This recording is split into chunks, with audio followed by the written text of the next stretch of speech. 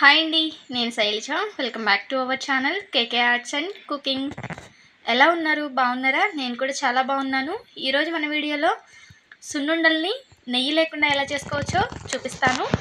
2 table స్పూన్లు నెయ్యిని మాత్రమే యూజ్ చేసి ఒక 50 లడ్డూల వరకు అయితే చేసి చూపించానండి. తప్పకుండా వీడియో స్కిప్ చేయకుండా చివరి వరకు చూసేసి వీడియో నచ్చినట్లయితే లైక్ చేయండి, షేర్ చేయండి. అలాగే మీరు మన ఛానల్ని కనుక సబ్స్క్రైబ్ చేసుకోకుండా చూస్తున్నట్లయితే తప్పకుండా సబ్స్క్రైబ్ చేసుకోండి.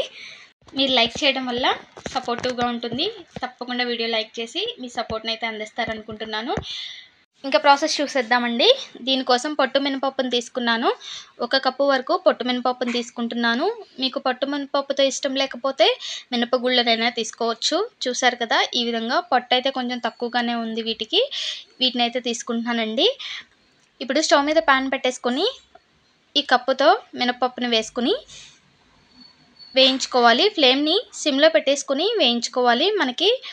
దీనిలో మనకి నోటికి అంటుకోకుండా ఉండటానికి ఒక 4 టేబుల్ స్పూన్ల వరకు రైస్ని యాడ్ చేసుకుంటున్నానండి.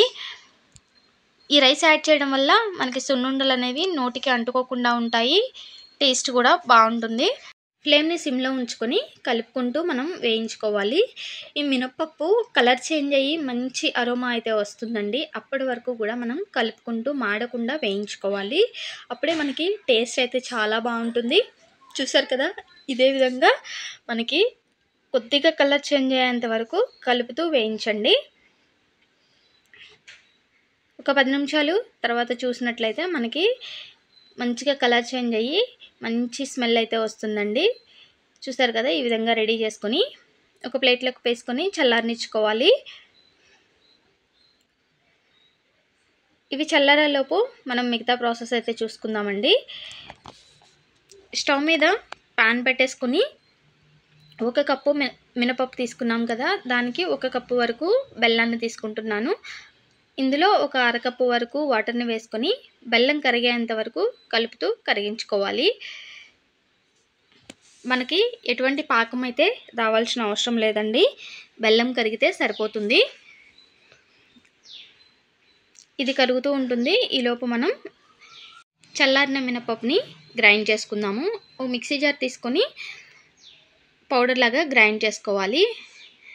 అయితే మనకి మెత్తటి పౌడర్ అయితే అవసరం లేదండి. కొంచెం బరకగా ఉన్నా ఏం పర్వాలేదు. చూసారు కదా, నేనైతే ఒక 2 సార్లకి గ్రైండ్ చేసుకుంటున్నాను.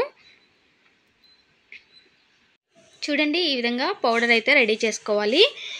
మనకి ఫైన్ పౌడర్ లాగా అయితే అవసరం లేదు. మనకి ఫైన్ పౌడర్ లాగా చేసుకున్నట్లయితే నోటికి అతుక్కుంటూ ఉంటుందండి. చూసారు కదా, ఈ విధంగా గ్రైండ్ చేసుకుంటే సరిపోతుంది. చూసారు కదా, ఈ విధంగా వేయించుకున్న మినపప్పుని 2 సార్లుగా గ్రైండ్ చేసుకొని ఒక గిన్నెలోకి తీసి పక్కన పెట్టేసుకుంటున్నాను. ఈ పౌడర్ని ఈ విధంగా రెడీ చేసి స్టోర్ చేసుకున్నామంటే మనకి ఎప్పుడు కావాలంటే అప్పుడైతే సున్నుండలు అయితే రెడీ చేసేసుకోవచ్చండి. పిల్లలకు కానీ పెద్దవాళ్ళకి కానీ అప్పటికప్పుడు చేసి పెట్టేయచ్చు. బోన్ స్ట్రెంత్ కోసం ఇది చాలా బాగా యూజ్ అవుతుంది. మనకి ఖాళీ టైం ఉన్నప్పుడు ఈ విధంగా పౌడర్ని ప్రిపేర్ చేసి స్టోర్ చేసుకున్నామంటే ఎప్పుడు కావాలంటే అప్పుడు మనం రెడీ చేసి అయితే ఇచ్చేయచ్చు. చూసారు కదా, మనకి బెల్లం అంతా కరిగిపోయి మరుగుతూ ఉంది కదా. ఇలా ఒక మరుగు వచ్చిన తర్వాత స్టవ్ ఆఫ్ చేసుకొని ఈ బెల్లం సిరప్ని చల్లార్చుకోవాలి. మనం వేడిగా ఉన్నప్పుడు మనం పౌడర్ వేసి కలుపుకున్నామంటే మనకు ఉండలు కట్టేస్తుంది. అందుకని మనం బెల్లం సిరప్ని చల్లార్చుకోవాలి.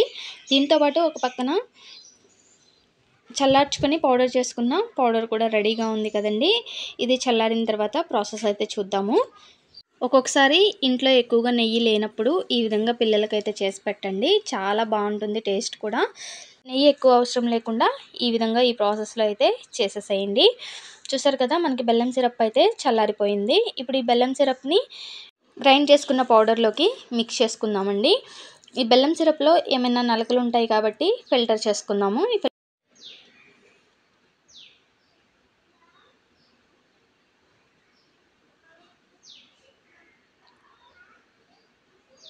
చూసారు కదా, ఫిల్టర్ చేసిన తర్వాత ఈ విధంగా ఏదైనా డస్ట్ ఉన్నట్టయితే సపరేట్ అయిపోతుంది. ఇప్పుడు ఈ సిరప్లో ఈ పౌడర్ అంతా కలిసేలాగా కలిపేసుకోవాలి. మొత్తం ఉండలు లేకుండా కలిపేసుకోవాలి. ఇలా మొత్తం సిరప్ అంతా కలిసిన తర్వాత దీనిలో మనం వేరొక ఇంగ్రీడియంట్ అయితే యాడ్ చేసుకోవాలి.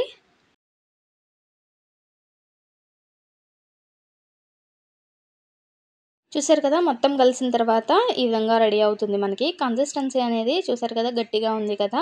ఇప్పుడు మనం దీనిలో కాచి చల్లార్చిన పాలనైతే వేసుకోవాలి. మినపప్పు తీసుకున్న కప్పుతో మనకి కప్పున్నర పాలైతే పడతాయండి. కొద్ది కొద్దిగా వేసుకుంటూ కన్సిస్టెన్సీని అడ్జస్ట్ చేసుకుంటూ ఉండలు లేకుండా మొత్తం కలిపేసుకోవాలి పిండినంతటినీ కూడా.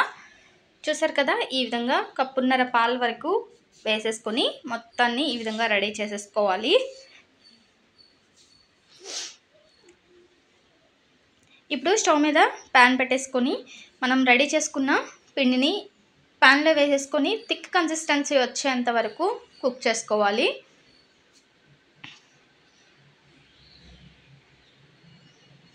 మనం స్టవ్ మీద పెట్టి కుక్ చేసుకునేటప్పుడు కంటిన్యూస్గా కలుపుతూ కుక్ చేసుకోవాలి. ఫ్లేమ్ని మీడియం టు లో ఫ్లేమ్లో అడ్జస్ట్ చేసుకోండి, లేదంటే అడుగు పట్టేస్తుంది.